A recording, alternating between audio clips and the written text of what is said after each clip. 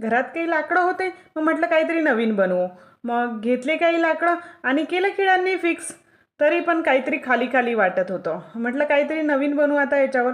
परत 2 लाकूड घेतले आणि त्याला असा त्रिकोणसारखा शेप दिला.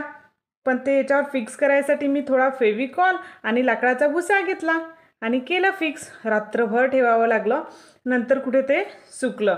नंतर सुकल्यानंतर ते खूप रखरख वाटत होतं, म्हणून मग मी त्याला छान पॉलिश पेपरनी घासून घेतला आणि दिला मग छान कलर. कलर तर छान होता, पण साधा दिला. आणि नंतर त्याच्यावर मला वुडन कलर द्यायचा होता. मग म्हटलं वुडन कलर पण देऊ आपण. हे बनवायसाठी बराच वेळ लागला, पण बनलं फायनली. आणि मग दिला वुडन कलर आणि ठेवलं मग स्टडी रूममध्ये. आणि एक एक बुक ठेवत गेले त्याच्यामध्ये. खूप साऱ्या बुक मावतात त्याच्यामध्ये.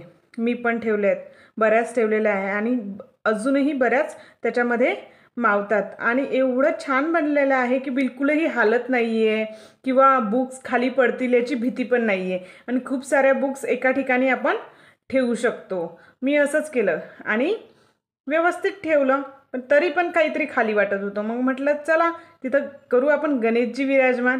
आणि मग काय, ठेवले छोटे गणेश आणि त्यांच्यासोबत एक छोटंसं छानसं फ्लावर्स. बघा छोटंसं ठेवलं. छान दिसतंय ना ते. आणि बुक्स पण खूप छान प्रकारे ऑर्गनाईज झाल्यात. कसं वाटलं तुम्हाला हे बुक ऑर्गनायझर? आवडलं का? आवडलं असेल तर नक्की लाईक, शेअर आणि